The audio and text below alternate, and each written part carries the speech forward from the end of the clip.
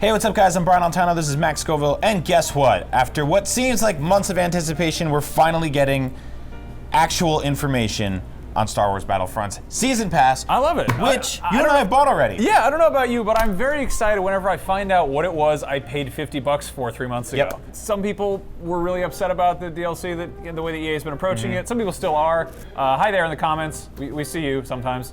But I mean, honestly, we both are huge Star Wars nerds. We like this game. You've sunk a stupendous amount of time into it already. 52 hours. And what's good about this is that we're finally getting a sense of what we're going to be getting over the course of the next year.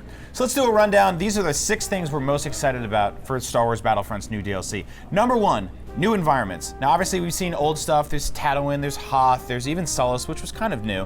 But we're getting Jabba's palace. We're getting the Outer Rim, which is, to me, means that they're trying to sort of tread into some slightly more deeper cut stuff. Jabba's palace is an actual area you can fly over on the Tatooine map in the game right now. Yeah, and you see but we've never got to go in it.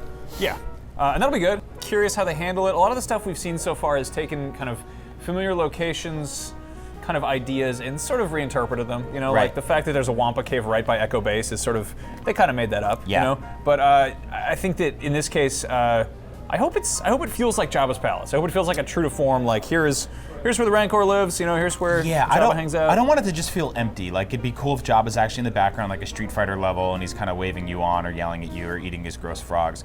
So that's part of the spring pack. There's also Outer Rim stuff from Sullust and a couple more areas. In the summer, we're getting Bespin, aka Cloud City, as you all know. And the cool thing about a lot of these maps, I don't think people realize, they all scale really well, or at least have before. Which means that we're probably gonna get some corridor battles on Cloud City. You know, those cool kind of like 70s architecture walls they got going on in there. Probably gonna scare some Ugnaughts. Yep, I hope so. And then we'll also probably get space battles, or at least battles with ships above the atmosphere on Cloud City. Yeah, and so, the one coming after this is, of course, the Death Star, which again scales really well. I think that one thing that was really missing is the sort of integration of vehicular stuff and on-the-ground stuff. And we've kind of had bits and pieces of that, but you know, getting an ATST and then fighting TIE fighters is kind of a different experience from maybe getting in I don't know, like a Cloud Car and then a TIE Bomber and duking it out. We don't know anything about vehicles that they're going to be adding, but I think that, you know, both the Death Star environment and Bespin really work well towards, you know, being on the ground and then jumping in a ship and then being in a larger place. So the stuff they've announced so far has basically been sort of speculative, and they just kind of gave us an idea of what it is, but we don't really know the deep dive kind of details into it.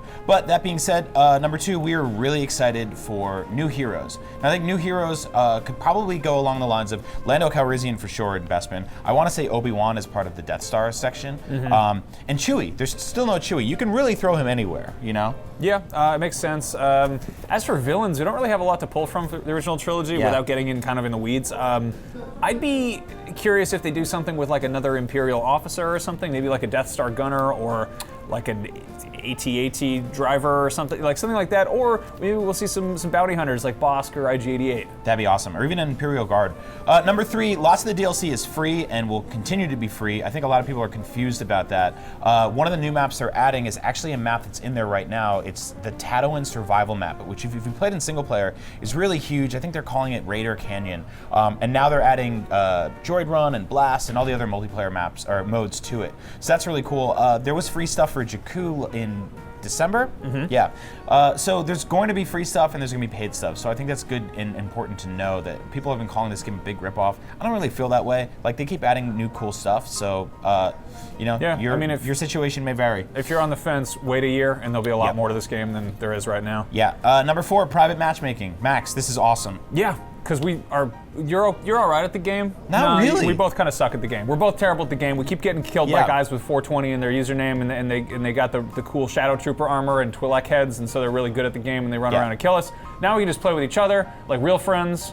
And we don't have to see anybody who's better at the game than us. Exactly. We'll start an IGN server. You can come party with us. Just to go easy on us. Or maybe something for Podcast Beyond. Number 5, another thing that's going to make the game easier is tweaks to current gameplay. One of the biggest complaints since launch is that Han Solo's blaster, the DL-44, is basically the golden gun from GoldenEye. Like, point blank, it's pretty hard to dodge that thing. And that's supposed to be something you unlock kind of end game, late level. But as a pre-order bonus, they gave it to everybody, so it just kind of...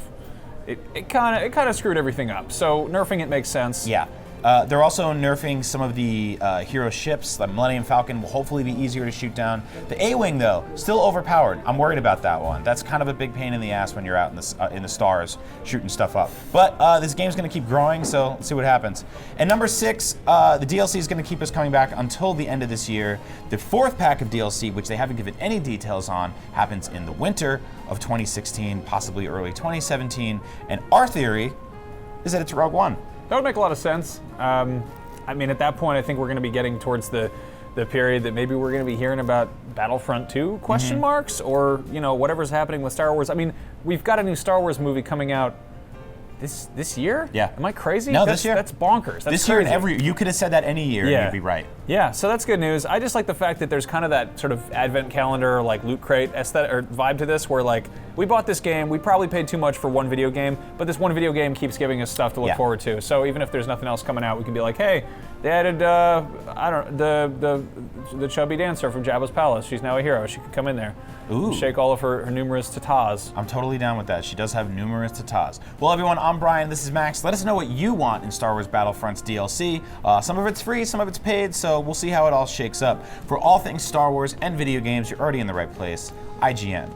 The dancer's name is Yarna Dal Gargan, if you want to look her up. Plenty of tatas.